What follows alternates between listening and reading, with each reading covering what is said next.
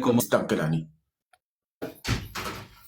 Ok, je m'excuse. Bon, déjà, en 2014, bon, moi, je faisais déjà dans la coiffure. Donc, ce qui fait que, bon, il y a une sœur à moi, entre guillemets, si je peux le dire comme ça. Son mari était DJ dans une boîte de nuit au Tchad. Bon, déjà, étant au Cameroun, avec mon salon de coiffure, j'ai travaillé, bon, sans toutefois faire la publicité, dans une société, Fermancam. Pour ceux qui connaissent Fermancam, bon, ça ne donnait pas trop. Oui, ça ne donnait pas trop. Et alors là, bon, le gars me propose que, bon, gars, j'aimerais qu'on aille ensemble au Tchad. Je vais ouvrir, bon, comme là-bas, ce n'est pas encore, ils n'ont pas encore des styles modernes comme chez nous ici au Cameroun. Je vais ouvrir un salon de coiffure là-bas, ça va marcher, patati patata. Bon, du coup, je suis intéressé. Je me dis, ah bon, ça va faire, je vais aussi découvrir un autre pays. C'est comme ça comment j'arrive au Tchad, on arrive au Tchad ensemble. Sur place, je tape d'abord 4 mois. Parce que ce que le gars avait raconté, ce n'est pas ce que... Quand je suis arrivé, j'ai trouvé sur place. J'arrive, je frappe 4 mois là sur place. Rien du tout. Et entre-temps, j'avais ma fille. Ma fille n'avait que 4 mois. Elle venait de naître. Elle avait 4 mois. Je me retrouve à ne même plus envoyer, même ne serait-ce que une bouteille d'eau à mon enfant. Et quand je me plains chez le gars, il me dit que, mais... il faut patienter, non? Est-ce que toi-même, tu voyais du bien au Cameroun là-bas? Il dit, waouh, ça c'est la meilleure. Je vais faire comment? Je supporte.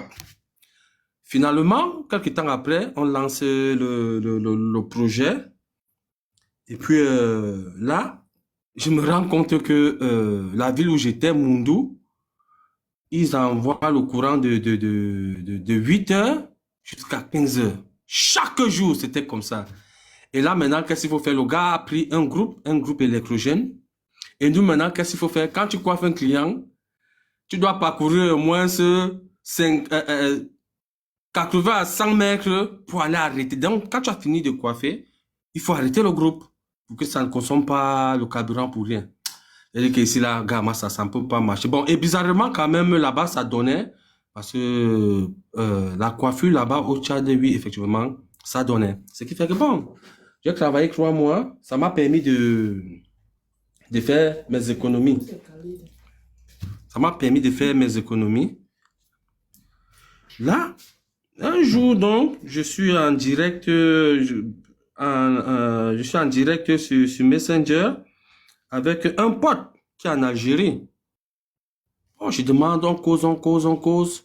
Il essaye un peu de mettre la vidéo. Bon, entre guillemets, je peux dire comme ça, le gars m'a un peu fait rêver. Je demande comment ça va là-bas. Il me dit, non, gars, type ici, c'est demi-Schengen. Comme tu vois, bon, on a mis la mentalité des rabeux. Pour ceux qui comprennent ce que je veux dire. Des rabeux, mais voilà, c'est demi-Schengen, tu es presque en bain, tout ça. Bon, je dis que, mais, gars, je peux donc faire comment pour arriver là-bas où tu es? Le gars me trace le chemin sur un bout de papier.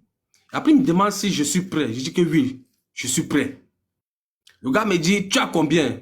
J'ai dit, j'ai 400. Donc, c'était 400 colos en fait. Et que j'ai 400 colos. Il me dit, ok. Bon, voilà. Le gars me trace le chemin. Il me trace le chemin. Bon, et moi, je note sur un bout de papier. C'est comme ça comment un jour, je crois que c'était un jeudi aux environs de midi, hein, je me décide comme ça, je ferme le salon comme je suis là. Donc, je n'ai rien pris, j'avais seulement, bon, je marchais, tu vois, avec ma carte d'identité. Et oui, j'avais seulement ma carte d'identité, mon téléphone. C'est comme ça comment je prends la route. J'ai dit que non, je rentre au Cameroun. Parce que je voulais passer par le Cameroun. Puisqu'il m'avait tracé le chemin vers Limbe, vers Tico, un truc comme ça. Je dis que je rentre au Cameroun. Et en route, pendant qu'on causait dans la voiture, bon, il y avait des Tchadiens. On passait, nous sommes entrés dans ce genre de commentaires. C'est là où les gars m'expliquent, non, tu peux même passer ici par Garoua. Pourquoi aller encore descendre loin au sud-ouest? Tu peux passer ici par Garoua. Tu arrives. Bon, je m'arrête donc à Ngaoundéré, plus que Ngaoundéré, Moundou, je pense, c'est la frontière, hein, c'est la frontière entre Ngaoundéré et Moundou. C'est là où je descends. Bon, je prends une chambre dans un hôtel. J'ai passé une nuit. Le lendemain, c'est comme ça comment je prends la route. Ngaoundéré, Garoua. Garoua, Maroua. C'est à la frontière, alors que la frontière Garoua, Nigeria. Puisque on entrait au Nigeria, c'est là où les problèmes ont commencé. Déjà, l'argent que j'avais, il fallait que j'ai changé ça en Naira. Puisque le CFA ne fonctionne pas au Nigeria. C'est comme ça que moi j'ai changé mon argent. J'entre. Il faut payer, comme on dit toujours, les policiers qui sont là à la frontière, tout, il faut les payer, patati patata, les arnaques. J'entre, j'ai réussi à entrer au Nigeria. Entre-temps, je suis seul. J'entre au Nigeria. Bon, je fais tout le Nigeria. Je crois que j'ai fait 2 jours de route au Nigeria pour arriver au Niger. Déjà à Kano, oui, je crois à Kano, dans une gare routière, il fallait encore changer de l'argent. Dieu merci, comme c'était ma première fois, dès que j'arrive dans une gare routière, là au niveau de Kano, je rencontre d'autres Camerounais, eux, ils avaient un guide. J'ai dit, ah, Dieu merci. Puisque à partir de Kano, là, j'étais perdu. Je ne savais plus, honnêtement, je ne savais plus où partir. Tu demandes, on te dit que non, viens monter dans cette voiture. C'est plutôt cette voiture qui part là-bas. Non, on ne part pas là-bas, gars. On commence à t'embrouiller et là, tu es perdu. Je trouve donc des Camerounais. C'est comme ça comment je m'introduis dans le groupe. On se retrouve là à 8 Camerounais plus le guide, ça fait 10. Bon, je m'introduis dans le groupe. Moi, je paye mon transport normalement. Hein. Bon, j'ai profité, je n'étais pas permis, mais j'ai profité, je paye mon transport normalement. On voyage. Entre-temps, en route, les arnaques, les polices, la police, je veux dire quoi? La police en route. À chaque fois que vous arrivez devant une barrière, il faut payer. Il faut payer. Alors là, je me rends compte que le guide, ces gars avec qui il était même, c'était du genre, dès qu'on arrive, on appelle le pays, on te libère ton argent. Il vient me voir, il me dit, hey, Jackson, tu as tant, je prends, je donne. Je prends, je donne. Il me dit, ah bon, ok. Comme il est aussi en train de faire ça, moi aussi je profite derrière. On a tapé 3 semaines, excusez-moi, 3 jours. On a tapé 3 jours du Niger jusqu'à la première ville d'Algérie qu'on appelle Tamaracet. Parce qu'entre-temps, en route là, des fois il fallait dormir, on rencontrait d'autres personnes qui disaient que non, il y a la garde, la garde de l'autre côté, il faut passer.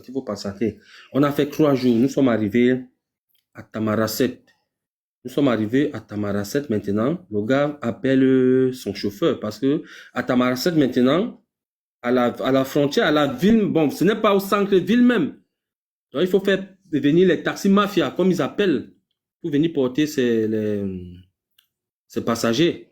On arrive, le taxi nous prend, on arrive dans un campo d'un cassa. Bon, un de ces gars, le gars m'appelle à côté. Le guide là, le guide qui est venu avec ces gars. Le gars m'appelle à côté, il commence à faire les calculs, il me dit que, ok, tu me dois 400 000. Il dit, pardon? Il dit que tu me dois 400 000. Il dit, mais 400 000 de quoi? Oh non, je t'ai pris au Niger, tu as vu comment il fallait négocier en route. Il dit que, mais et quand on négociait en route là, c'était l'argent de qui que tu prenais? C'était mon agent. Il dit, ok, bon, il n'y a pas de problème. Et moi, en tant que guide, si je ne te guidais pas, si je ne te disais pas que non, viens ici, monte dans telle voiture, patati, patata, est-ce que tu allais? Je dis que non, c'est pas comme ça, comment est-ce que ça se passe, mon frère.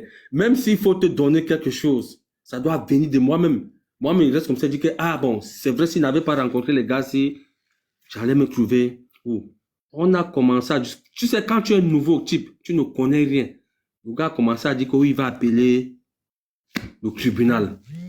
Parce que là-bas, les Camerounais ont créé, donc en tout cas là-bas, je ne sais pas, c'est l'un d'Okoti, leur gouvernement. Ils ont créé un truc là-bas qu'ils appellent le gouvernement.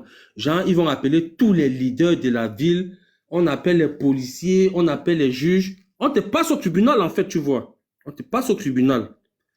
Si on trouve que tu as tort, gars, mon frère, les gars là vont te massacrer. Ils vont te massacrer, chicoter, tu restes comme ça, tu dis que merde, on est où là? C'est là où il y a une des filles qui m'appelle à côté, une des filles avec qui on a voyagé. Aujourd'hui, elle est même en Allemagne. Elle me dit, ouais, grand frère, l'histoire c'est, hein, le gars que tu connais là, nous on le connaît. Parce qu'on était dans le même quartier ensemble. Si tu peux négocier, tu négocies. J'ai dit, ok. Comme je suis nouveau, je ne connais rien. Avec la panique. C'est comme ça comment j'ai fait appel au grand-père de ma fille à Douala. J'ai dit que, ok, bon, le père, voilà, je suis dans une situation. Tu me vois plus que finalement, le gars, j'ai négocié 200 colos avec le gars. Tu peux m'envoyer 200 000. 200 000, à l'époque, je crois que ça faisait un truc comme dans les 20, 24 000 dinars algériens. Un truc comme ça. C'est comme ça comment le père m'envoie l'argent et je négocie. Et notre contrat même, c'était qu'il me laisse à Oran. À Oran. Et non à Tamara. C'est-à-dire que bon, ok, je fais donc comment pour arriver à Oran. Comme le gars a vu que j'avais 2 téléphones, il me dit, mais gars, tu es Camerounais, non, tu sais comment tu peux faire pour jongler. Il fait partie les autres personnes. Plus il y a d'autres qui devaient partir au Maroc. Je me retrouvais maintenant là, seul, avec les rabeux là. Entre-temps, l'Inkasa, avec les histoires excusez-moi, hein, entre-temps, bon, si je peux prononcer le nom de double SIM là, oui. Entre-temps, avec l'histoire de double SIM là, il reste comme ça, dit que, mais, tout le monde part, je vais rester ici avec des gens que je ne connais pas. Je porte mes pieds, moi-même, je vais à la gare routière. C'est comme ça que moi, je peux négocier avec un téléphone. Et le gars me met dans la voiture pour Oran. Et à Oran, déjà, j'avais négocié, bon, il y a une sœur qui m'attendait. Il y a une sœur qui m'attendait.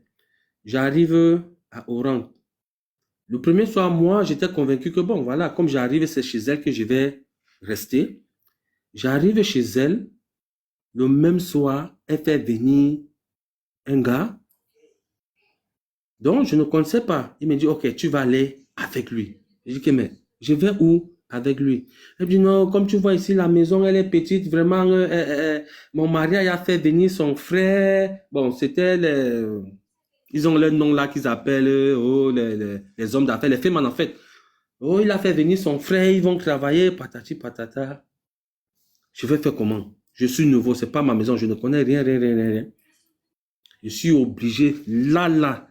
Puisque avant d'entrer dans la maison, il faut que tu payes. On payait 1000 dinars algériens chaque semaine. Il faut payer avant que tu entres au campo. Là, je n'ai pas l'argent. J'ai dit à la c'est là que bon, j'ai fait donc comment? Elle dit que ouais, elle-même, elle n'a pas. Bon, le gars a vu que j'avais toujours mon deuxième téléphone qui me restait. C'était un bon téléphone. Il me dit bon, ok, il n'y a pas de problème. Il y a des gars là, allons. On va voir comment tu peux vendre ton téléphone pour avoir quelque chose en main. Moi, je ne connais rien. Le gars me dit donne-moi le téléphone. Je prends mon téléphone, je lui donne, j'enlève ma puce. Je supprime tout ce qu'il y avait dedans. Je bloque mes comptes, patati patata. Le gars prend le téléphone. Je vois, il négocie avec... Bon, lui, il était là dans le terrain depuis. Il négocie avec des gars là au marché. Le gars revient. Je vois à distance, hein, je vois comment on lui donne une somme. Parce que l'histoire des téléphones en Algérie, quand même, non, les gars là, ils ne blaguent pas. Hein. Si tu as un bon téléphone, vraiment, tu vends ça vraiment cher. Le gars arrive, il me donne 3000 dinars algériens. Moi, si je prends, non, c'est là où il me dit que bon, la semaine au campo, c'est 1000 dinars. Dès qu'on arrive, tu donnes au boss du campo. Il dit, ok, il n'y a pas de problème. J'arrive, je prends. Dès qu'on arrive, je prends mes 1000 dinars, je donne. La chop maintenant, tu fais comment? Il faut que tu te débrouilles. Dieu merci, j'arrive au campo. Et le gars lui-même, c'était un Camerounais. J'arrive au campo, je trouve aussi 2 autres Camerounais. Bon, tu connais entre nous les Cam, vraiment, quand tu arrives quelque part, je ne sais pas si c'est une malédiction pour nous. Bon, tu arrives, tu salues, tu te rends compte même que c'est plutôt les Westaf qui t'accueillent même encore mieux. Bon, tu vois quelqu'un te salue, ouais, comme si tout ça là. Tu essaies un peu d'entrer dans la discussion pour faire savoir que oui, bon, voilà, moi-même, je suis Cambon. Le gars ne te jette pas. Ah, j'ai compris, je suis resté dans mon coin. dans la nuit, avant même qu'on ne dorme dans la nuit, bon, j'étais assis là, je ne connaissais rien, je vois tout le monde en train de préparer. C'est un Guinéen. C'est un Guinéen qui dit, ah, frère, viens, on partage. Parce que eux, c'est comme ça, voilà. Eux, c'est comme ça. Dès qu'un Guinéen ou West Afrique prépare, il appelle toujours, même si c'est comme il dit, viens, on partage. C'est comme ça, comment je vais. Bon, on partage, on commence à manger. Et là, dans la causerie, le gars me dit, OK, demain, on va sortir. C'est vrai que tu viens d'arriver, mais demain, on va sortir. Il y a son patron là qui a besoin des gars pour travailler. C'est comme ça comment on va. C'était ma première fois de sortir en hiver. Massa, je ne sais pas si c'est bon. Je venais d'arriver à partir de novembre, là, Massa. Je sors comme ça, là, donc à 2 mètres, je ne vois personne. Un brouillard pas possible. On va. On commence à choquer, on commence à choquer, on commence à choquer, on commence à choquer. Et la vie dans le campo n'était pas du tout facile. Donc pour moi déjà, je me forçais à pouvoir payer mon loyer chaque semaine. Je me forçais déjà à payer mon loyer chaque semaine. Et les vols et la police et tout ça, ce n'était pas du tout facile. Dieu merci, bon, j'ai réussi à m'intégrer. Il y avait une association des Camerounais, comme on a dit. J'ai dit, ah bon, je suis nouveau.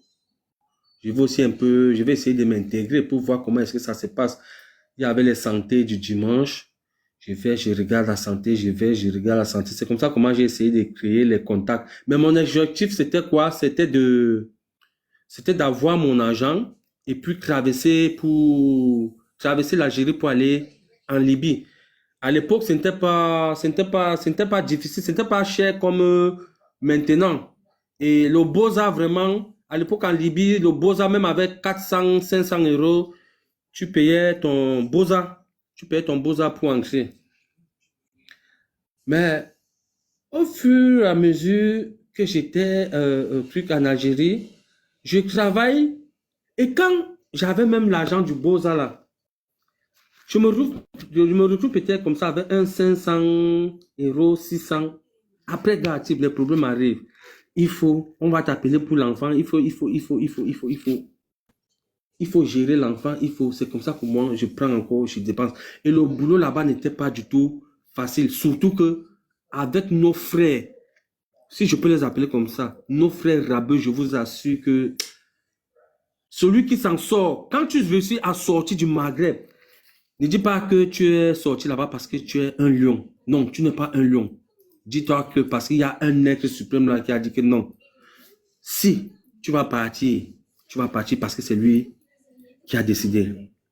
Parce que je vous assure que les rabeux ne sont pas du tout faciles. Pas du tout faciles. Mes premiers mois là-bas, j'entrais dans le bus. Je suis entré dans le bus. Nous, on a notre culture africaine. Du genre, tu entres dans le bus, tu es assis, tu vois une maman, tu te lèves, tu laisses ta place. On a cette culture-là, nous, les Bantous. Mais, je vous assure que j'entrais dans le bus comme ça. Tu vois une maman, tu dis non, tu te lèves pour que la maman vienne s'asseoir. Mais gars, type, la maman prend le parfum. Donc, la place que toi tu as laissé, qu'elle vienne s'asseoir, elle prend, elle parfume, elle... Mais, que cette histoire-là m'a traumatisé. Honnêtement, moi, ça m'a traumatisé à mes débuts. C'était ma première fois. J'entendais seulement, mais je n'avais jamais vécu ce genre de racisme. Je ne sais pas si en utilisant le mot là ici, ça va créer les problèmes. Mais je n'avais jamais subi ce genre de truc, quoi. Ça n'a pas du tout été facile. Tu te rends compte même... Et puis à la fin, tu te rends même compte que non seulement... hormis les rabbins qui sont comme ça, mais même nos propres frères, je dis qu'il y a avec nos propres frères, gens qui partaient même nous crailler chez les niais. Parce qu'à un moment, leur refoulement, si vous avez entendu parler de leur refoulement, tu vois quelqu'un qui avait le passeport, pas les papiers, parce que là-bas, en Algérie, ils ne donnent pas le truc, hein. Ils ne donnent pas les papiers, le séjour. Moi, je ne sais pas si les étudiants, peut-être aux étudiants là. Mais si tu as un passeport qui est valide, oui, tu es tranquille. Mais tu te rends compte, quelqu'un vient vous faire le chantage. Et qu'il faut que vous lui donnez de l'argent. Sinon, dès que tu refuses, vous êtes assis comme ça là, ou bien vous êtes endormi, vous entendez seulement, pouf, On a cassé la porte. Les niens sont ancrés. Les niens ancrés. Bon, comme eux-mêmes aussi sont comme nos policiers, si tu as quelque chose, tu leur donnes. Et tout ça, c'était qui? Nos propres frères, Cam. Je ne suis pas en train d'insulter, hein, mais je dis juste la réalité. Nos propres frères, quand même, qui nous mettaient dans le trou. Bon, finalement, je reste. Je suis arrivé en 2000. Il était quitté en novembre. Il était quitté en novembre, voilà. Donc, ce qui veut dire que 2015, j'ai passé toute l'année 2015 en Algérie. Je l'ai passé en Algérie. 2016, je me trouve en Algérie.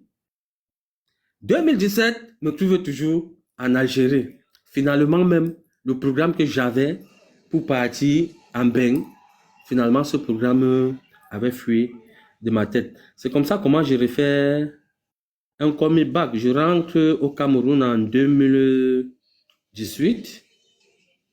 Je reviens au Cameroun en 2018. Je me dis, ah bon, ok. Je vais un peu aller voir si je peux me relancer. Et puis bon, et voir comment est-ce que ça va se passer. J'arrive au Cameroun, je me rends compte que, gars, même 2 mois, 3 mois même, je ne peux même pas supporter. C'est comme ça que moi, je reprends la route du désert. Et là, alors, mon deuxième retour, c'est là où j'ai vu le feu.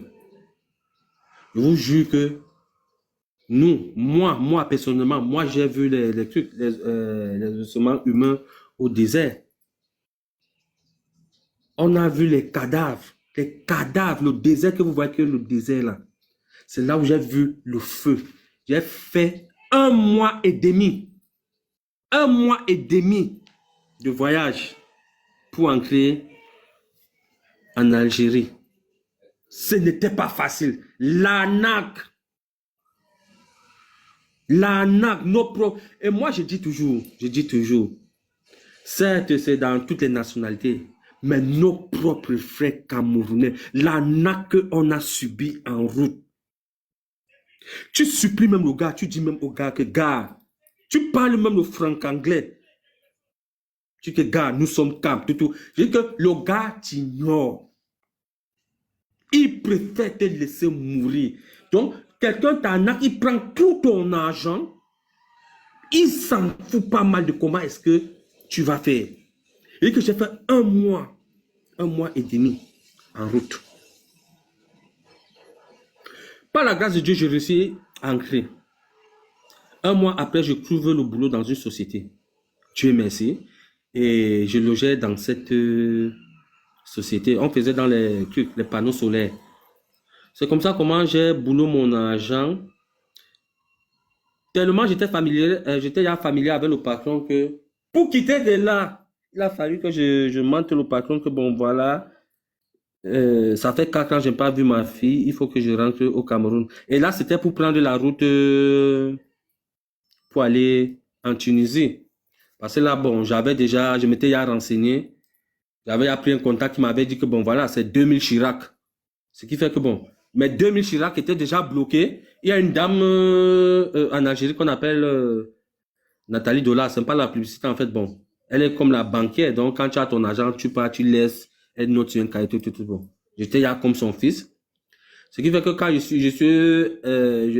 suis entré en Tunisie, j'avais laissé mes 2000 Chirac derrière. Parce que tu ne peux pas tu peux pas voyager comme ça avec tout ton argent sur toi, hein, gars. Tu peux pas voyager. Parce que seulement même en route là, tu rencontres les gouvernements. Ça veut dire que tu peux quitter Douala pour Konsamba. On va te dire qu'en Banga, il y a tel gouvernement. À Penja, il y a tel gouvernement. En Djombe. Et qui? Toujours nos frères, type. Et il faut payer. Donc, quelqu'un te dit que non, tu es sur son territoire. Avant de traverser pour aller de l'autre côté, il faut que tu payes. Ah, type, tu fais comment?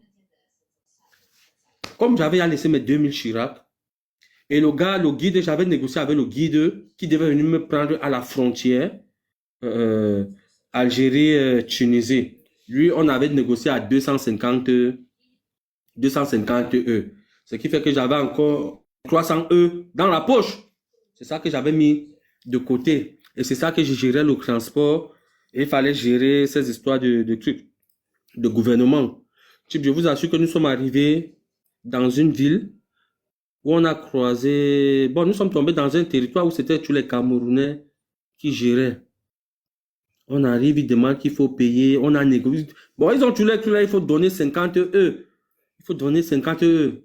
On a négocié, finalement, bon, les gens se retrouvaient même à donner les 5 E, 10 E. Mais il y a un papa, il vous jure, un père d'enfant qui n'avait pratiquement rien, hormis son agent de transport. Genre, si on prend son agent de transport, c'est fini pour lui. Ce que les gars là ont fait au papa là. Il dit que même si tu es un roc, tu vas couler des larmes. Ils ont chicoté le papa là comme un enfant. Déshabillé en plein 19h, mettre devant les gens, appelés. Ils ont appelé tout le monde, appelé tous les Camerounais de cette ville-là. On a passé le papa là au jugement. Mais tu restes comme ça, tu dis, mais quel jugement? Un père. Et qui, entre nous-mêmes les camps, entre nous-mêmes les... Parce que les histoires là, ils ne font pas ça au Westaf, hein. Ils ne font pas ça au Westaf. Parce que les plus têtus, parce que nous les Camerounais, honnêtement, sur cette route que vous voyez là, oui, on a seulement la grande gueule que oui, oh, impossible n'est pas Camerounais. Mais quand il faut maintenant affronter le vrai choc, que le choc là, il faut respecter qui? Les Guinéens. Ouais, il faut respecter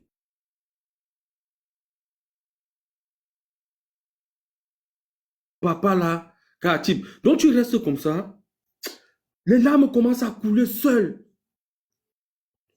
Les larmes commencent à couler seules. Et si tu t'engages à dire là, que ok, non, je vais payer pour le papa là, ils te jugent, ils disent que mais tu avais vu ça avant, pourquoi est-ce que tu n'as pas... Non, tu restes tranquille. On a seulement laissé. On a juste laissé. Ils ont tabassé le papa là,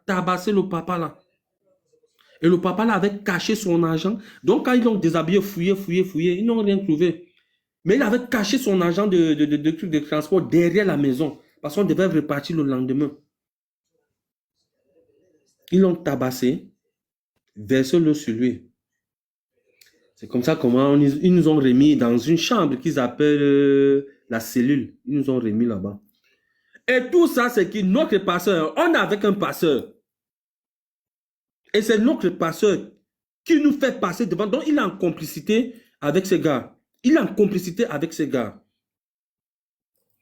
Ils nous remettent dans la cellule. Ils disent que non, bon voilà, le chauffeur va venir demain matin à 6h, il faut qu'on soit prêt, patati patata, ceci, cela. Entre-temps, maintenant, même pour manger, il faut que tu dois donner l'argent. L'eau, tu dois donner. Et c'est eux qui partent acheter. Hein. Manger là, c'est quoi? Type, ils vont aller vous acheter. Je ne sais pas si le pain, pas même qu'ils partent même acheter. C'est comme s'ils ont un magasin de pain là qui a à faire, je ne sais pas, soit 3 mois, 4 mois. C'est ça qu'ils partent prendre. Bon, les choses comme les saucissons là-bas, c'est rien du tout. Bon, les choses comme le lait comme ça, le sucre, c'est ça qu'on vient, gars.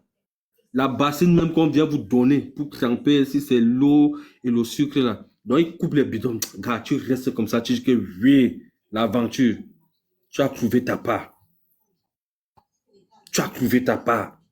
Et quand tu te rends compte que ceux qui le font même, ce sont tes frères Cam, tu pries seulement que tu restes tranquille. Le lendemain, on se lève. Ah, la voiture ne vient pas. Et quand vous restez là, il faut que vous payez. Hein? Vous payez. Et tout ça, c'est le passeur. Donc, c'est un truc qu'il a fait en complicité avec les chauffeurs, tous ces gens-là. Parce que lui-même, derrière ça, il a son pourcentage. Parce que le pourcentage de la cellule que vous allez payer, il faut que vous mangez. N'essaie même pas de dire là-bas que tu ne vas pas manger. Tu ne veux pas manger. Non. Tu es qui? Tu dis là-bas que tu ne manges pas? Non. Ils vont t'obliger à manger tout simplement parce qu'ils veulent que tu dois leur donner de l'argent. On reste. La voiture n'est pas arrivée. Il vient, il nous raconte ces histoires, blabla. On fait comment? Tu ne connais rien. Tu restes tranquille. Tu assumes seulement. Entre-temps, il y a un autre convoi qui est venu. D'autres personnes sont arrivées. Finalement, on a fait 3 jours là-bas. D'autres personnes sont arrivées derrière nous. Et maintenant, là, qu'est-ce qu'ils font? Ils ont un système. Quand d'autres arrivent, quand ils savent, par exemple, que bon, vous pouvez être 100 personnes et que sur les 100 personnes, il peut seulement avoir une ou deux voitures et que bon, la voiture ne peut pas prendre plus de 50 personnes. Qu'est-ce qu'ils font maintenant? Il faut monter les enchères. Quand ils savent que d'autres sont arrivés, ils disent, bon, vraiment, voilà, maintenant pour voyager, là, comme il n'y a pas assez de place, pour avoir la place, il faut encore augmenter, gars, tu restes comme ça, tu dis que yes, tu as trouvé le vrai gouvernement. C'est vraiment le gouvernement. Tu en tant que gouvernement, tu restes comme ça, tu dis que mais, augmenter comment? On a déjà négocié, on s'est arrangé. Je t'ai donné l'avance. Parce que, ne donne pas tout, hein. Parce que si tu tentes de donner tout ton argent au passeur, au guide, avant que tu arrives, type, il peut te jeter en route, hein. Jeter en route, ce n'est pas qu'il te pousse, hein. Ça veut dire qu'il organise un faux feeling. Vous pouvez arriver quelque part comme ça, là, il crée un faux mouvement avec le chauffeur que non, ouais. Tu vois, le chauffeur, la voiture commence à embrayer, genre, il te dit que non, bon, le garage est peut-être à 10 km ici. Il faut qu'il aille dépanner la petite panne qui est là-bas. Il vous abandonne. Il part te chercher d'autres personnes. Ils nous ont fait ça. Finalement, on a fait comment? Tu es obligé de négocier. Tu ajoutes ce que le gars a demandé. Le troisième jour, aux environs de 19 h, la voiture est venue nous chercher. C'est comme ça comment on a roulé. Parce que le mieux là-bas, pour traverser même les frontières, là, essayer d'esquiver les niais. C'est mieux de voyager dans la nuit. Parce qu'en journée, là, comme ça, là, non, ça devient trop dangereux. Il y a trop de surveillance. On a voyagé maintenant. C'est comme ça comment on arrive. Ils vous disent que on arrive, bon, on arrive, tu vois, tu quittes peut-être Bonabéry pour le rond-point d'Edo. Ils te disent que bon, voilà, nous sommes arrivés, voici la frontière. Type, tu te rends compte que la frontière même, ça y a ça. Tu ne connais pas, mais il te dit que non, vous êtes arrivé. Bon, tu es content que non, tu es arrivé au truc, à la frontière. Car tu dois encore taper, tu dois marcher. Entre temps, ils nous ont pris maintenant. Ils sont allés nous abandonner, ils sont partis nous jeter dans une vieille maison. Parce que c'était leur maison en fait. C'était leur maison, une maison abandonnée. Quand nous sommes arrivés là-bas, on a trouvé les... Tu sens que bon, d'autres passagers... C'est la salle des passagers. Nous sommes restés là. Le gars nous dit que ok, comme il s'est fait jour, aujourd'hui aux environs de 21 h, on va lancer la marche pour traverser. Parce que où il nous a laissé là, il fallait qu'on marche encore comme je suis en train de dire, pour arriver même vraiment... au bout de la frontière. Nous sommes arrivés, c'est là où il nous a mis dans cette maison. Nous sommes restés. Nous étions 20 personnes. On avance. Et lui, quand lui lance la marche, la type, si toi tu tentes de marcher comme, je ne sais pas, comme Père Barak là, c'est fini pour toi. Hein? Tu vas rester. Non, tu restes. Qui va t'aider, type? Qui va t'aider? Parce que là, déjà, il vous met dans la tête que ici, là, on ne doit pas blaguer. La police passe à tout moment. Donc, faites attention. Même parler, tu ne parles pas. Tout ce qu'il y avait, comme on dit souvent, les femmes aussi, je ne sais pas. Il y a certaines femmes, tu voyages, tu prends un gros sac, tu pars avec le gros sac. C'est comme ça comment, et parce qu'il y a des guides aussi qui ne blaguent pas. Hein. Le gars a pris les gros sacs, parce qu'il sait que ça va retarder. Ça va retarder, on tape la marche. La marche là, ce n'est pas que la route, hein. Les Sussongo, la brousse. Vous tapez. À chaque fois qu'on voit les phares de la voiture, bam, il faut se coucher. On a marché au moins 4 heures de temps. 4 heures de temps. Dès qu'on arrive, il nous dit que, ok, ici là, nous sommes là en Tunisie. En Tunisie là, il s'était arrangé avec toujours un de ses chauffeurs, taxi mafia, qui devait venir nous chercher. Le gars nous dit, ok les gars, bon, attendez-moi ici. Je vais aller devant. Là, s'il vient, je vais venir avec lui pour venir vous chercher. Ça, c'était le jetage. Ça, c'était pour nous jeter. Oui, c'était pour nous jeter. C'était pour nous jeter. Parce que dès que vous touchez le sol tunisien, vous lui remettez tout son argent. Ah, c'est ça le contrat. Dès que nous sommes arrivés, il a pris tout son argent. Le gars, tu es nouveau, tu ne connais pas. Le gars nous a pacté dans un coin. On reste dans un coin. Tout ça la nuit, hein, on reste dans un coin. Ah ah! On attend, on attend, on attend, on attend, on attend. Moi, j'avais dans son numéro de téléphone. J'avais pris un petit téléphone, j'avais son numéro de téléphone. J'appelle, le gars ne décroche plus. J'appelle, il ne décroche pas. Il dit, ah ah, le gars, si, c'est comment? Voici maintenant, nous étions donc, on prend donc le courage. Trois cam. On prend le courage, on dit que non. Essayons un peu de suivre le gars, si. Comme il a pris la route, si allons aussi tout droit. Non, on ne connaît pas dans la nuit. On marche, on marche, on marche, on avance, on marche, on marche, on marche, on marche, on marche, on marche. Type, on a au moins marché pendant 2 heures de temps. Comme tu entends là. Oui, on a au moins marché pendant 2 heures de temps. On suivait seulement le chemin. Parce que, bon, il nous avait dit qu'il y a une voiture. Nous, dans notre tête, c'était que si on voit une voiture, sûrement c'est cette voiture. Il dit, comme les choses de Dieu. Tu vois, tu peux te cacher dans un coin, dans le noir. Tu allumes ton téléphone, tu vois le reflet, la lumière, oui, la lumière du téléphone là. Quand tu es dans le noir, même si tu as 5 mètres, 100 mètres, il y a cette lumière là qui j'avais. On voit une petite lumière. On avance doucement, à pas de chat, à pas de chat. Mon frère, le gars était pacté dans un coin, seul. On arrive, on dit, mais type, c'est comment? Comment depuis plus de 2 heures, 3 heures de temps, toi tu nous as abandonné là-bas, tu viens rester ici. Il dit, mais c'est quoi? Je vous ai dit que je venais chercher la voiture, non? Il faut attendre. Je dis que mes gars, pardon, ça ne se passe pas comme ça. Et non seulement je t'appelle même, tu ne décroches pas à ton téléphone. Et pendant que nous sommes, bon, tu sais, il y a d'autres gars, quand la tête commence à monter là, oh, il y a un gars là qui voulait, non, on a calmé le gars que gars, pardon. À l'heure ci, on ne connaît rien. La seule personne qui peut nous sortir d'ici, c'est lui. Easy. Allons-y doucement.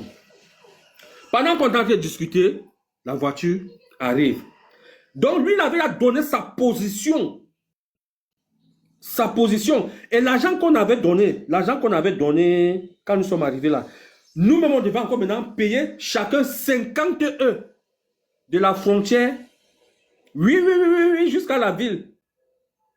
Jusqu'à Sfax. Oui, Sfax, je peux dire, c'est la deuxième ville de Tunisie, après Tunis. Il fallait maintenant payer chacun 50 €. Donc, on a payé tout ça là, sur place. La voiture arrive. Donc, le gars avait donné sa position au chauffeur. Après, le gars nous prend dans un modèle là que, on go, non, lançons. Et ils vont. On dit, hein? Il dit que non, gars. Allons, même si dès qu'on arrive là, je prends même un petit truc, je vous donne. Tout ça, la patati patata.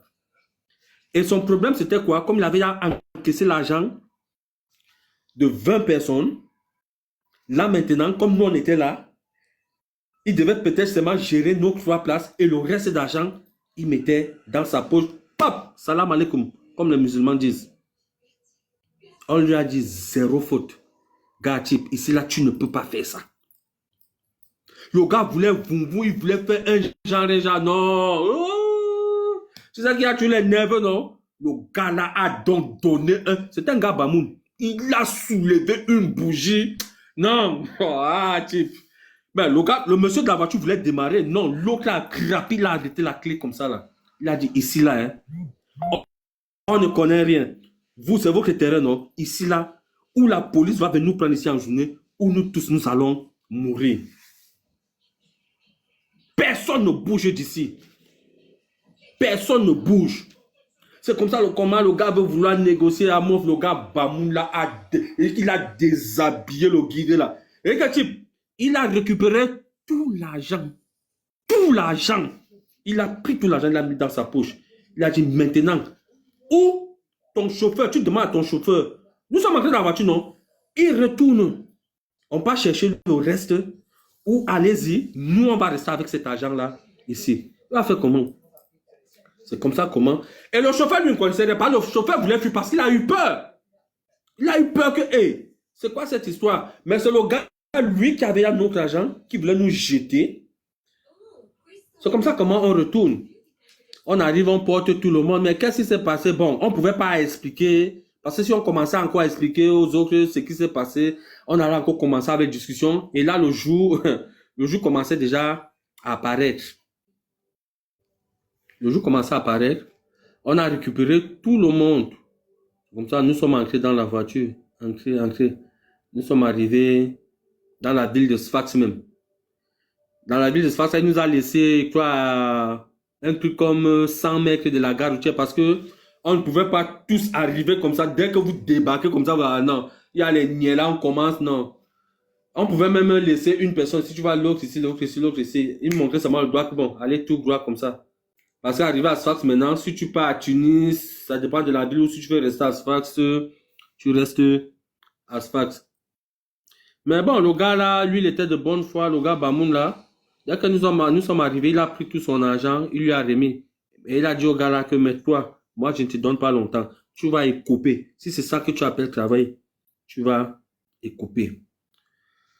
C'est comme ça qu'on s'est donc séparés. On s'est donc séparés. Chacun est parti dans son coin.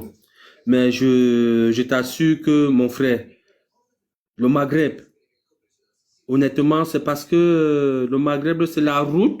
Pour certains, tu vois, c'est pas la route de tout le monde pour arriver en Europe. Le Maghreb, c'est la route, bon, de certains, bon, des gens comme nous, pour arriver en Europe. Mais mon frère, je ne te mens pas. Et je sais que aujourd'hui, je vais dire aux gens que, gars, je ne vous conseille pas, je ne vous conseille même pas de prendre le désert là. Les gens diront que, mais, n'est-ce pas, toi tu es allé, pourquoi toi tu es allé? Si tu as réussi, les autres aussi. Car mon frère, c'est la jungle. Le désert, c'est la jungle. Tu arrives même encore dans le pays des rabeux. C'est au Maghreb que j'ai compris que le chien est plus important que l'homme noir. Je dis que le rabeux te méprise. Je dis qu'il te méprise. Non. Il te méprise à un niveau où tu restes comme ça. Je dis que Seigneur. Le Dieu là. Qu'on dit qu'il y a un seul Dieu là. Ou bien il y a un Dieu pour les blacks. Ou bien il y a un Dieu pour les blancs. C'est la jungle, mon frère. Et qui, toujours avec la complicité de nos propres frères. Je dis bien nos propres frères. Nos propres frères. Parce que vous voyez l'esclavage, on dit qu'il y a l'esclavage, il y a on vend les esclaves en Libye là. Mais tu penses que c'est le rabeux qui vient comme ça, il dit que non. C'est nous, nos propres frères même.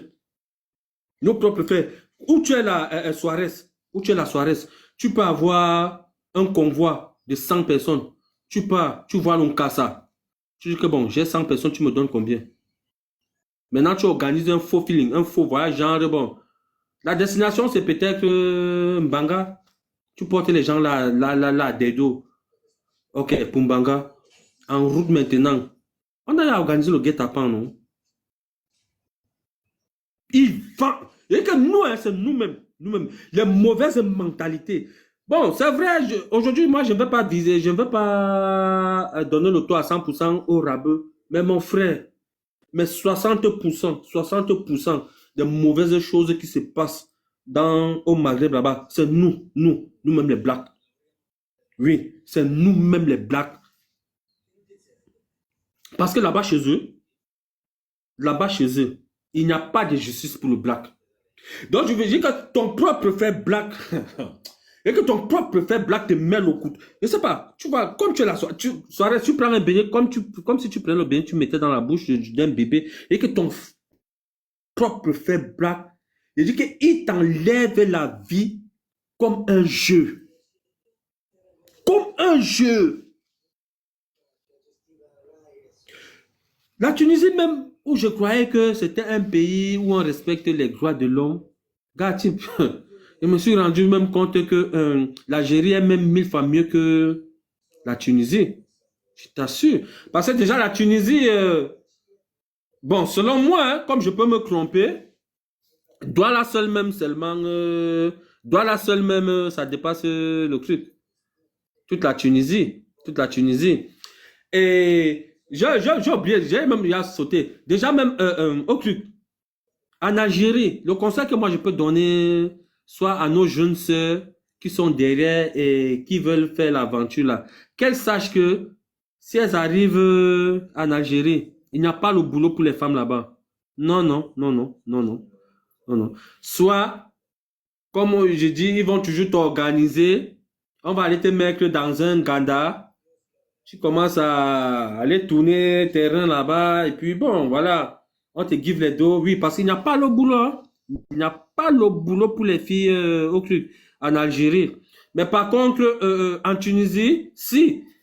Pardon, je m'excuse. En Tunisie, si, il y a les grands ménages qu'on appelle les grands ménages. Une fille peut bien s'en sortir en Tunisie, hein, sans avoir un homme à côté d'elle. Hein. Ça, pour l'autre là, non, ça c'est vrai. Oui, elle peut bien s'en sortir. Elle fait son boulot. Si elle veut go, elle go. Mais, Suarez, au jour d'aujourd'hui, comme je te parle ici, moi, je ne conseillerais personne de prendre la route de l'aventure.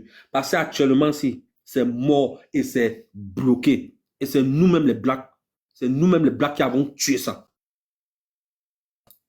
C'est nous-mêmes les Blacks qui avons tué. Parce que non seulement, après, quand vous êtes même en Tunisie, vous voulez Boza. Qu'est-ce qu'ils font maintenant? Toujours les passeurs blacks. Puis ce Lonkassa, lui, il ne connaît pas. Lonkassa vient te voir et il te dit, bon, il te dit que, ok, lui, il organise les voyages. Bon, viens peut-être avec 50 personnes. Voilà, voilà le prix. Et puis, bon, tu auras ton pourcentage dedans. Maintenant, tu vois, il y a des blacks là. Tu vois, ils peuvent voir les gars au quartier, partout. Ils voyagent même de ville en ville. Ils disent que bon, voilà, ils organisent les voyages pour le Boza. C'est peut-être combien il va payer. Bon, d'autres vont te dire, tu vas trouver les voyages de 1500 euros, de 1000 euros, 2000 euros. Bon, ça dépend. Parce que le Boza n'a pas un prix fixe. Hein. Parce qu'il y a quelqu'un qui peut même venir avec ses 50 euros. Il tape son Boza, il joue son bain. Mais maintenant, qu'est-ce que les gars font? Ils organisent toujours le fait avec un cassa. Le fait, c'est quoi maintenant? Ça veut dire qu'ils vous organisent du genre, ils vous mettent dans le bateau. Hein? Ils vous mettent dans le bateau. Donc, ça aussi, c'est arrangé avec la garde nationale. Parce que ça, là, c'est arrangé avec la garde nationale. Ils vous mettent maintenant dans le bateau. Vous ne faites même pas, je ne sais même pas, 1000 mètres hein, dans le Ndiba, la garde nationale. Parce que quand il fait comme ça, là, quand lui vous lance, lui, là, il a appelé la garde nationale.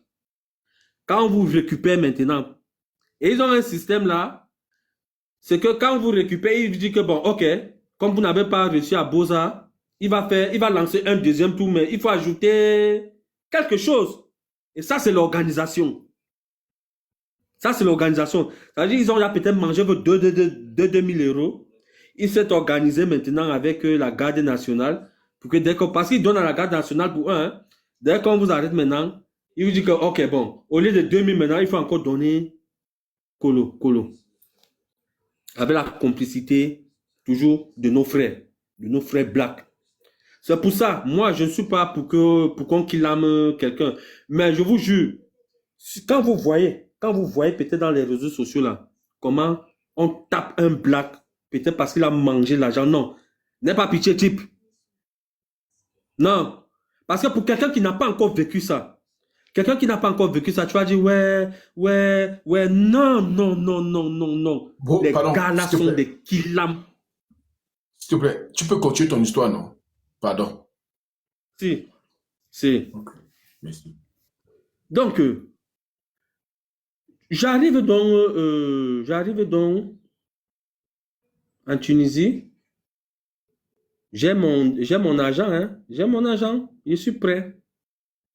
J'arrive donc en Tunisie maintenant. On me fait, je crois que c'était un Togolais. C'était un Togolais. On me dit que bon, lui, il lance les gens, que bon, parmi tous ces gens-là, il est plus meilleur que les Cam, les Aivo, tout ça là. J'ai négocié avec lui. Il me dit que c'est Kolofap Chirac. J'ai dit, ok, il n'y a pas de problème. Et que ça se passe comment? Le gars dit que non, il faut que je lui donne tout. Là, le jour du lancement, il va venir me prendre. Moi, ne connaissant rien, j'ai fait venir l'argent, hein. J'ai fait venir l'argent de l'Algérie. Le jour où je vais prendre l'argent pour aller lui donner, dans les commentaires, c'est là où un gars lance, donc nous sommes dans les commentaires, il me dit non, les histoires, il ne faut jamais donner. Je dis, hein? Et que non, bon voilà, moi j'ai un passeur, je l'ai appelé là, je vais lui donner. Il me dit que non, ne fais même pas cette erreur. Parce que s'il prend ton argent, allez. Le gars vient. Dès qu'il arrive, je lui dis que bon type, moi je vais d'abord te donner la moitié de l'argent. Là, le jour du lancement, au bord de l'eau, je termine parce que oui, c'est au bord de l'eau qu'il faut donner le reste d'argent. Le gars veut commencer à se fâcher. Papa, c'est pas ce qu'on... J'ai compris que c'était louche. J'ai dit, tu sais quoi, type? À l'heure là, comme j'étais, il y a un blessé. J'ai dit qu'à l'heure là, ça ne va pas, donc il faut donc laissons tomber. Parce que quand moi j'arrivais au truc, en Tunisie, je savais qu'il n'allait pas faire 2 semaines. Moi, dans ma tête, je savais qu'il n'allait pas faire 2 semaines. Parce que j'étais prêt et c'était en été. Parce qu'en été, comme ça, c'est là où les beaux-arts sont frits. Ah. Finalement, on laisse tomber. On laisse tomber là. Il faut trouver quelqu'un d'autre. Qu'est-ce qu'il faut donc faire? Je me rends compte donc qu'au fur et à mesure que les jours passent, c'est comme ça comment je ne fais que toucher l'argent du Boza. Il faut maintenant trouver un petit truc à faire en attendant. Type, au lieu, moi qui avais mis dans ma tête qu'il ne veut même pas faire 2 semaines, 3 semaines, j'ai fait 3 ans. Je me suis retrouvé en train de faire 3 ans en Tunisie. J'ai fait 4 mois à Tunis. À Tunis, ce n'était pas trop ça, ils ne me payaient pas trop. Je suis descendu vers le littoral, une autre ville, Zazis. C'est là-bas où je suis allé faire 2 ans. Finalement, mon agent qui était quitté avec pour le Boza là, c'est fini. C'était fini là comme ça. Les 2000 Chirac là comme ça, c'était fini. Bon, j'ai choqué. Le choc là-bas, c'est les chantiers. Voilà, c'est tout. Voilà, c'est tout. C'est tout ce qui peut venir là-bas. Il faut les chantiers. Voilà, c'est tout. J'ai choqué. J'ai eu l'argent. Il fallait maintenant redescendre à Sfax. Parce que quand je suis quitté Zazis, j'étais prêt. J'avais mon argent du Boza. J'arrive à Sfax, déjà prêt. C'est toute la période du Boza. Parce qu'en été, c'est le meilleur moment hein, pour certains. J'arrive maintenant à Sfax. Le temps de rester et trouver maintenant un bon guide. Quelqu'un qui va bien vous orienter. Massa. J'arrive à Sfax, je me retrouve en train de faire encore combien? 8 mois. Et dans les 8 mois là, mon frère, c'était la galère. Parce que j'avais juré ne pas toucher mon argent. J'avais juré ne plus toucher mon argent du Bozala. C'était la galère, mon frère. Moi, ne te mens pas, j'ai fait les histoires là que tu vois. Tu pars dans soit les poissonneries, les boucheries, taper la main comme ça là et tu fais le signe du ventre que bon, tu veux. Oui, voilà, que tu veux chop. Oui, que tu voilà, justement. On appelle ça la salam. Voilà la salam. Justement, Suarez. C'était la galère. C'était la galère. Je me retrouve finalement, bon, je prends finalement une maison à Sfax. Je dis, ok, en attendant de trouver la bonne personne, je vais choquer et puis bon, si je trouve la bonne personne, je vais partir. Je suis dans la ville, nous sommes là dans la ville. Comme il ne manque jamais les Camerounais dans la ville, c'est comme ça comment, bon, on me dit qu'il y a une association de Camerounais. Bon, tu vois là, moi je suis tu vois, du genre à rester seul dans mon coin. Mais et puis je me dis, ah bon, dans une ville aussi comme ça, tu ne vas pas aussi rester comme ça là, si quelque chose peut t'arriver. Bon, s'il y a tes frères camerounais, ils peuvent réagir. Gars, Massa, n'est-ce pas? J'ouvre aussi mon petit truc. qu'on appelle Nganda, tu vois. Donc, les gens que je vends la jonc aussi là, non, tu vois. Les gens viennent jonc, tout ça là. En attendant, c'est comme ça comment, avec mon petit boulot que je faisais dans une menuiserie où j'avais 15, bon, je peux dire, c'était 50 euros chaque semaine. Je gardais mon truc, mon Nganda, ça ancrait, ça ancrait, ça ancrait. Entre-temps, j'étais en train de lire mes jeux pour mon voyage Suarez. À un mois de mon voyage. Un jour à 4 heures du matin, j'entends pac, pac, pac, pac, pac. On toque à ma porte. J'ouvre. C'est les gars, c'est le groupe des cams. Ils veulent jonc. Je dis, mince, tu vas faire comment? Tu open. Je laisse l'argent là. Entre-temps, moi-même, je suis le sommeil en train de me chop. Les gars m'ont payé hein, gentiment. Gentiment, tranquille. Les gars sont partis là aux environs de 6 heures. Très tôt là. Papa, je vois les gars partir. Suarez. Je reste comme ça. Mon téléphone sonne. C'est le président des Camerounais de la ville qui m'appelle. Il me dit, Jackson, tu es où? Je dis, je suis chez moi, à la maison. Il était avec les miens. Il me parle en franc-anglais. Parce qu'il y avait un gars là, bon, je ne vais pas citer le nom, ça c'est vrai, je ne vais pas citer le nom. Il savait que le gars là venait souvent chez moi là, comme il y avait une fille à côté de ma piole qui calculait. Je suis en train de dire m'avait les niais chez toi parce qu'il y a eu tel matin, il y a eu tel matin. J'ai dit, mais quel matin? Le gars m'explique en franc-anglais parce qu'il était avec les niais. Il dit que non. Mais ils étaient ici le matin, ils ont jaune, ils sont partis. C'est là où il me dit au téléphone que non. Bon, je ne peux pas te faire ça. Je vais détourner les niais là, ils vont aller ailleurs. Suarez, que je reste comme ça, que j'apprends que, bref, les gars qui étaient venus jaune là, ils avaient Kilam dans la Nike. Et qu'est-ce qu'ils avaient fait? Les trucs qu'ils avaient Kilam là, ils avaient jeté ça sous mon canapé dans la piole. Je savais. Oui. C'est 2 jours après, je balais la piole, je soulève le canapé. Oh! Je vois Huawei. Je ne peux pas prononcer le nom ici. Huawei qu'ils avaient Kilam. Avec le sang. Et qui? Qu'est-ce qu'on s'est dit? Mes propres frères Cam. Mes propres frères Cam. C'est là où je prends un plastique. J'emballe. Gars, mon frère. Je ne pouvais pas arrêter ça avec mes mains. J'ai pris un plastique, j'emballe, j'ai mis sur mes mains comme ça, j'ai arrêté ça. J'ai mis dans un autre sachet. Je suis allé jeter. Mais j'ai eu le courage, j'ai appelé le président des Camerounais. Il dit, viens. Il est venu. Il dit, voilà ce qui s'est passé. Bon, comme tu connais notre mentalité, non? C'est aussi devenu le chantage. Que non, normalement, un truc comme ça, là, il faut que, voilà, pour sauver ma peau, gars, mon frère, type, Suarez, il est obligé d'aller prendre 500 E dans mes dos, là, pour lui donner. Je suis resté. Finalement, j'avais arrêté le boulot parce que je ne te mens pas, mon frère. Je pouvais devenir fou. Parce que là-bas, si tu n'as pas le moral, tu peux devenir fou. Dans le Maghreb, si tu n'as pas le moral, tu peux devenir fou. Ça, moi, je ne te mens pas. Que quelqu'un arrête de te dire que non, non. Et là-bas, il n'y a pas... Frère, là, oui, c'est parce que peut-être, tu vois, on a la même peau. Oui, on va dire frère. Mais Suarez, la vie dans le Maghreb, pour moi, n'a pas été facile. Je parle de moi. Tu vois, je sais qu'il y a d'autres aussi, oui. Mais je parle de moi personnellement. Ça n'a pas été facile. Ça n'a pas été facile.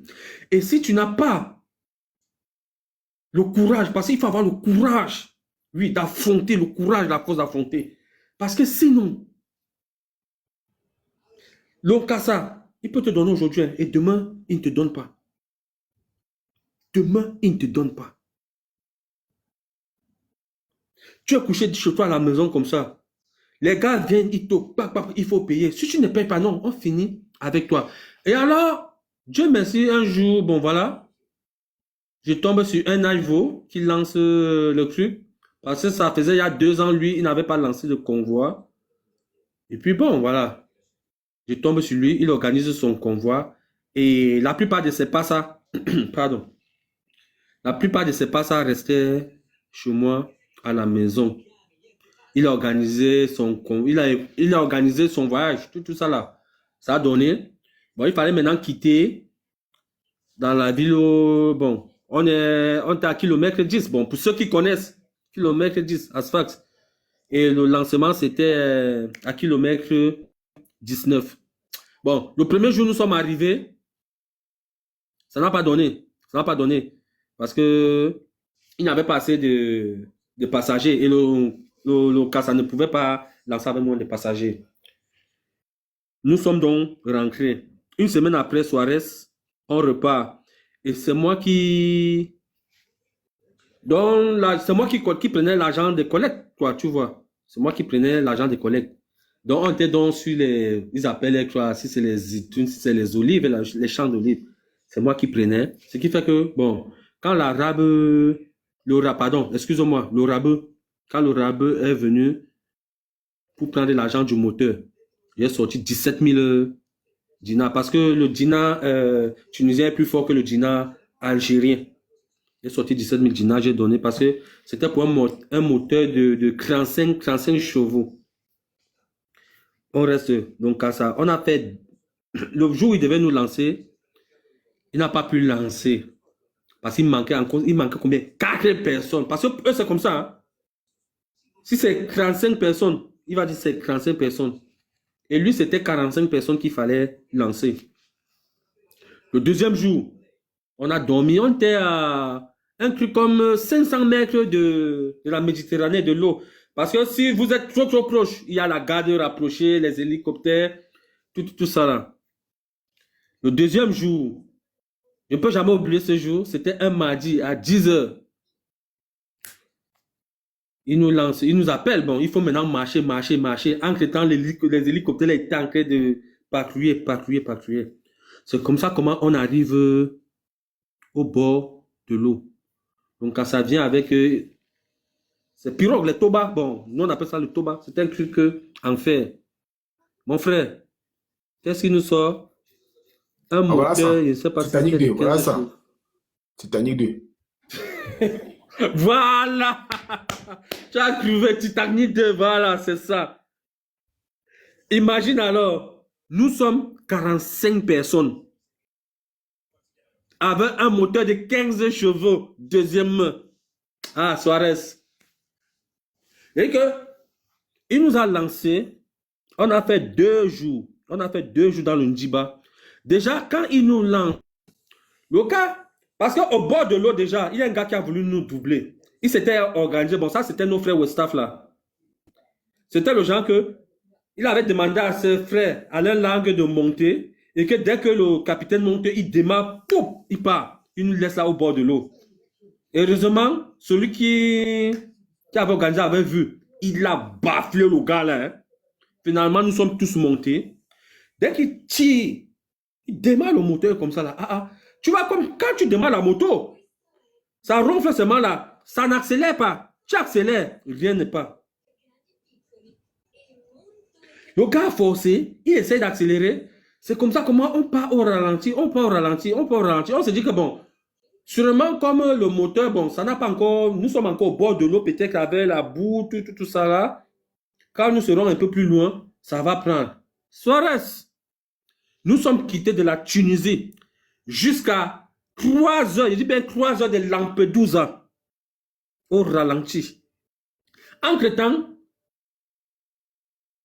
il y a un petit qui dit qu'il sait lire la boussole. Massa, on n'a même pas fait 1 heure que notre boussolier commence à dormir. Tu dors comment? Qui va nous guider? Et le gars se réveille, il veut commencer à tcham. Il dit bon, tu veux bagarrer au milieu de l'eau parce que, et c'est ça, hein, il voulait bagarrer. Il dit gars, mon frère, tu veux bagarrer au milieu de l'eau? C'est comme ça comment, le premier jour, à 16 heures, je me souviens, on n'en pouvait plus. Car, Suarez, et que tu regardes l'eau là comme ça, tu dis que, ah oui, c'est que tu es venu chercher ici là. Non, parce que là, hein, quand tu es là, tu as signé toi que ou c'est la vie ou c'est la mort. On a donc croisé un bateau, les pêcheurs tunisiens. On a supplié, soulevé même les enfants comme ça, là, que non. Prenez-nous, ramenez-nous. Les gars ne pouvaient pas. Qu'est-ce qu'ils ont fait? Ils nous ont seulement jeté les bouteilles d'eau. Parce qu'au milieu, là, tu vois, ils ne peuvent pas approcher même à 100 mètres de nous. Parce que s'ils approchent à 100 mètres de nous avec les vagues, là, ça peut nous renverser. Donc, ils nous jetaient seulement l'eau à distance, l'eau à boire. On a fait le deuxième jour, toute la nuit, aux environs de 3 heures du matin, comme ça là. Parce que c'est pas simple, hein. Déjà au bord de l'eau, on a retiré les choses sur les gens, les gris-gris, tout ça là. Aux environs de 3 heures, voilà aussi une fille, bon, une alvo qui dit que non, si on n'avance pas, c'est parce que le capitaine sait ce qu'il fait, c'est qu'on n'avance pas. Bon, en tout cas, ça, c'est des détails. Finalement, on a vu les drones défiler au-dessus de nous. À 3 heures du matin, pendant qu'on était désespéré. Parce que là, honnêtement, et la météo annonçait que d'ici 1 heure de temps, l'eau allait se gâter. Bon, Dieu merci pour nous, on a été secourus par les gardes-côtes. Et de là où ils nous ont secourus jusqu'à Lampedusa, on a fait 3 heures, on avait encore fait 3 heures. Voilà, nous sommes arrivés par la grâce de Dieu, nous sommes arrivés. Et c'est comme ça comment, voilà, ça s'est passé. Et puis bon, moi personnellement, Suarez, si tu as une question à me poser, ou bien si quelqu'un peut me contacter pour me dire, bon, Jackson, tu vois comment je voudrais prendre la route, Suarez, je ne te mens pas, moi, le conseil que moi je donnerais à la personne, n'y va pas, frère. N'y va pas. Parce que le désert que tu vois là, je ne sais pas, hein, peut-être, bon, je vois le désert derrière toi comme tu vois là. C'est l'image que tu vois, mes Suarez. Mais nous qui avons piétiné le désert là, je dis que tu arrives, les ossements humains, partout. Donc tu vois les gens qui sont morts dans le désert abandonnés. La malhonnêteté de nos frères Suarez. Oui, oui, oui. Donc moi je dirais, n'y va pas. Et l'eau là, l'eau, c'est parce que bon, tu vois, je sais qu'il y a les âmes sensibles ici là. Parce que nous on a vu les corps, hein. On a vu les corps dans l'eau. On a vu les corps. Donc, l'aventure Suarez, si tu as réussi à ancrer, tu vois, comme nous autres, ne tape pas ta poitrine. Tu dis que non, Suarez. Non, l'aventure n'est pas facile. D'accord. Oui, le beau. Dans ceux qui veulent monter, apprêtez-vous à envoyer vos demandes. Une personne envoie sa demande, il monte ici, raconte son histoire. Voilà. Donc, pour moi, et tu vois, je dirais Dieu merci. Pourquoi? Parce que